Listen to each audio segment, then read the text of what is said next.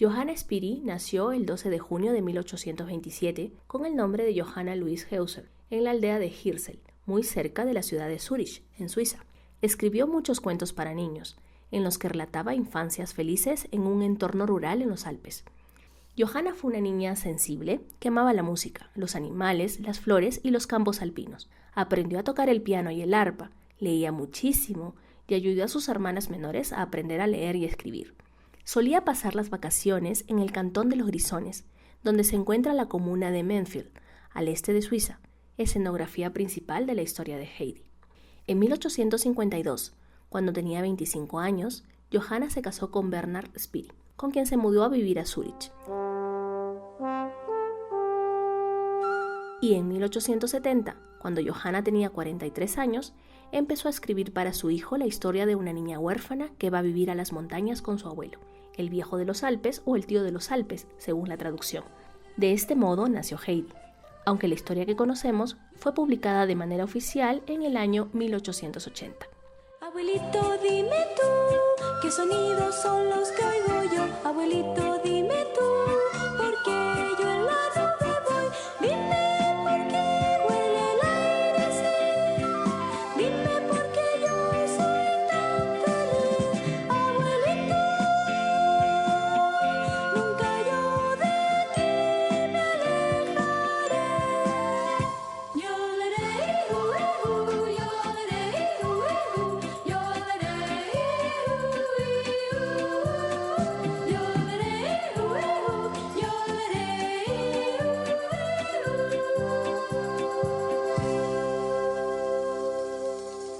Casi un siglo después, en enero de 1974, se estrenó en Japón un anime que sería conocido en todo el mundo y se transmitiría de generación en generación.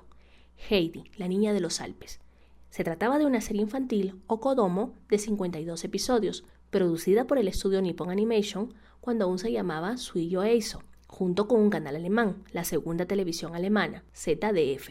Así es, fue una coproducción japonesa y alemana inspirada, por supuesto, en el libro de Johanna Spiri.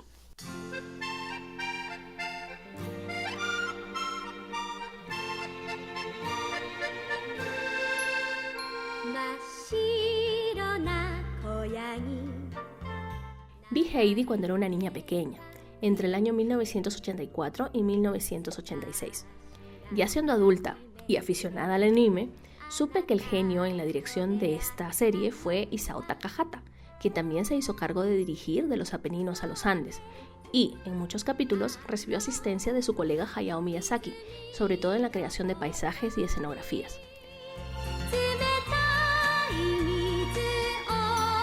Que Takahata Sensei estuviera tras la historia podría explicar el cuidado con el que fue tratada la relación de Heidi y su abuelo con la naturaleza y la hermosura de la vida cotidiana en la montaña, sea observando la luz del sol del atardecer reflejada en los nevados, que esto fue bellamente descrito por Spiri, el cuidado de las cabras, los diálogos con las aves y los abetos, los trabajos de carpintería y tallado o las interacciones con personas comunes del pueblo de Dorfli.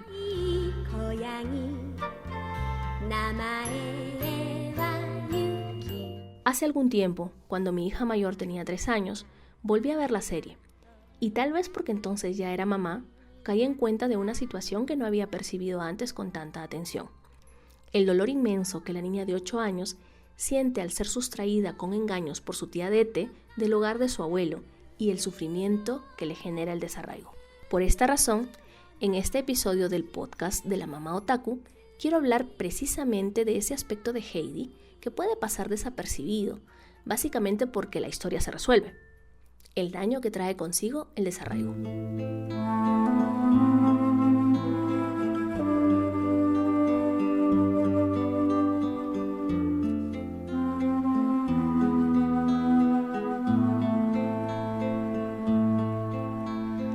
El desarraigo es una sensación de tristeza y angustia que las personas solemos experimentar cuando nos encontramos en un espacio social y cultural que no es aquel que conocemos, y suele presentarse con más fuerza cuando este cambio ha sido realizado de manera forzada.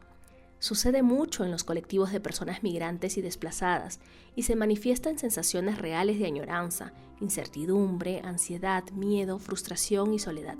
En distintas medidas, El desarraigo puede generar en la persona diferentes respuestas. En algunos casos, buscará el modo de adaptarse por la fuerza a su nuevo entorno, perdiendo parte de su identidad, pero también podría tender a aislarse.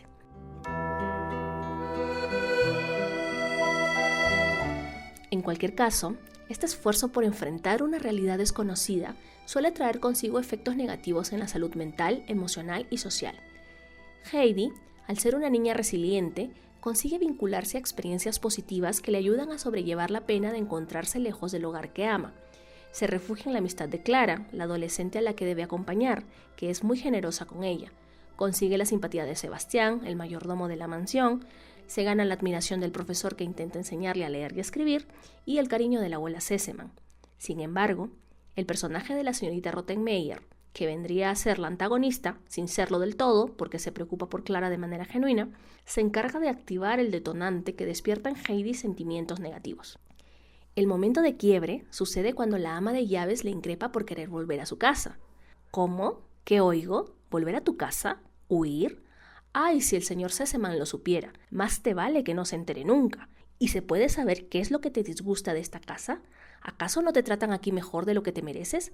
¿Qué te falta? ¿Has tenido jamás una casa, una mesa, un servicio como el que tienes aquí? Eres una criatura ingrata.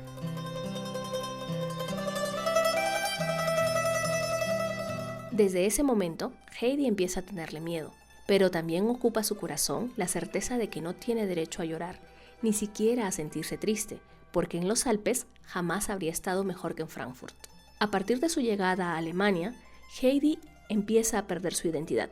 Todo lo que conocía hasta entonces ha pasado a ser subestimado, a no tener valor. Su nombre, además, se convierte en un elemento que cualquier persona puede trastocar. Rottenmeier, por ejemplo, se empeña en llamarla Adelaida, su nombre de pila, porque es cristiano, en tanto que el señor Sesemann se refiere a ella como la niña suiza porque pronunciar Heidi le resulta engorroso. La niña se aferra a su nombre, como a su sombrero viejo y a todos aquellos detalles que le recuerdan quién es, para no perderse por completo. Afortunadamente, Clara, la abuela Sesemann y Sebastián le llaman Heidi y contienen su tristeza con paciencia y cariño.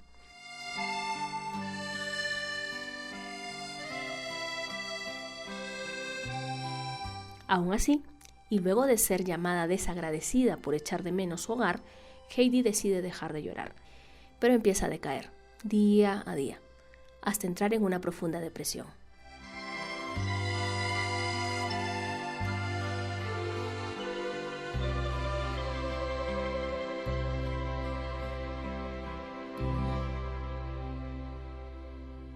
En mi país, Perú, y todo el mundo hasta hace pocas décadas, era legal y habitual que las familias urbanas recogieran niñas y adolescentes campesinas para vivir en sus casas y hacer las veces de niñas de compañía, o directamente de niñeras. Algunas ni siquiera pasaban los 7 años. Muchas de ellas eran entregadas voluntariamente por sus madres y padres, pues de este modo no tendrían necesidad de asumir el costo de sus cuidados.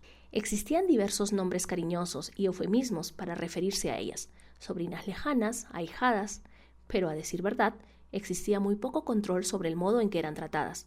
Muchas, siendo niñas aún, debían hacerse cargo no solo de cuidar bebés, sino también de servir a otros miembros de la familia. Sobre todo, asistir a las señoras de la casa en labores domésticas. En situaciones de pobreza extrema, conseguir una familia urbana o en mejor posición económica podía significar una bendición para padres y madres, quienes gustosamente o no, entregaban a sus niñas a cambio de una propina, no de un salario, que se les daba cada cierto tiempo, con la promesa de que las niñas estarían bien tratadas, bien vestidas y, si rendían, también serían educadas en las escuelas públicas.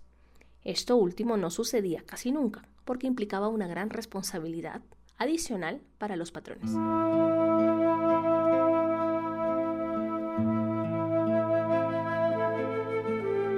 Según la idiosincrasia de la época, ya con esto, las niñas tenían lo mejor que podían imaginar, por lo tanto, no podían quejarse. En ese entonces, y aún ahora, resultaba muy difícil ponerse en disposición de comprender lo que a estas personas podría hacerles falta. Si bien lo urbano sigue siendo percibido en el equivocado y parcializado imaginario popular como superior, más culto o más limpio, un ser humano habituado desde bebé a desenvolverse en un entorno natural, despertar con el alba, cuidar de los animales de granja y tomar decisiones sobre su vida, seguramente sufrirá al verse desplazado hacia un lugar diferente, con otros parámetros y limitaciones que nunca ha conocido antes.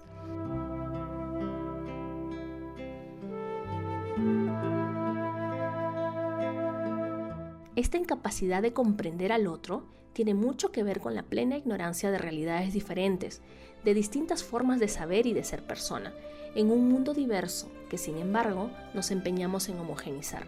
Por supuesto, asumir la ruralidad como un espacio idílico, sin riesgo alguno para la niñez, también sería bastante necio. Pero al margen de los peligros estructurales que subyacen a nuestras sociedades tan rebosantes de desigualdad social, es importante comprender que durante años hemos supuesto que existe un tipo de personas a las que podemos ofrecer una supuesta mejor calidad de vida basada en el desarraigo y la explotación.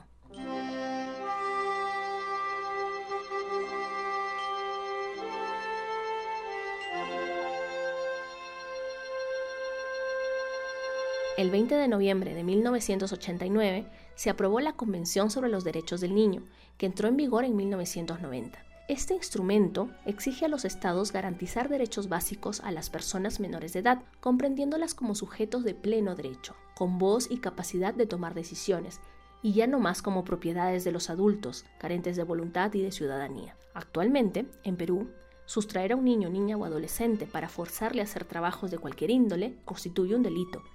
Además, privar a un niño, niña o adolescente de sus derechos fundamentales, entre los que se incluyen la salud, la educación y el esparcimiento adecuado para su edad, es un agravante injustificable. Menos mal.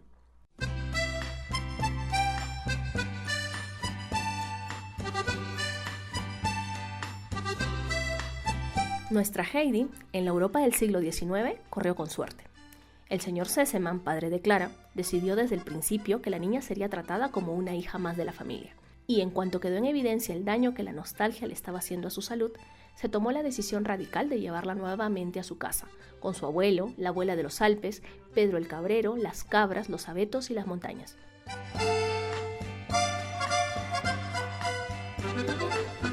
Heidi, por supuesto, añoraba con todo su corazón un lugar donde siempre fue bien tratada. Conozco, sin embargo, casos de niñas de 12 años, desplazadas de sus hogares rurales e insertadas en casas urbanas para ejercer labores domésticas y de cuidados, que no quieren saber nada con regresar, porque en sus lugares de origen son maltratadas, despreciadas y corren el riesgo de ser violentadas de cualquier forma.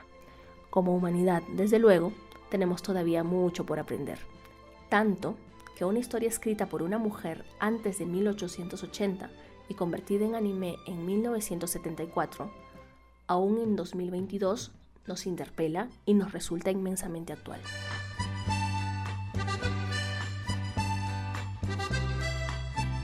Como siempre en este espacio, dedico el segmento final al genio detrás de las canciones características y la música incidental de la serie animada. En este caso, se trata del músico japonés Takeo Watanabe, quien también creó la banda sonora de Candy Candy y de Mobile Suit Gundam. Pero también quiero agradecer el invaluable apoyo de mi compañera de podcast y abogada, Judith Córdoba, y de una gran amiga y psicóloga, Carla Romero, por revisar el texto de este episodio y verificar que los conceptos mencionados y explicados sean correctos. Cierro con la canción Oshiete, que significa Dime, versión original y primer tema de apertura de Heidi, interpretada por la cantante japonesa Kayoko Ishu. La letra de esta canción está basada en los diálogos que Heidi mantiene con su querido abuelito, escritos por Johannes Piri. Gracias por llegar hasta aquí.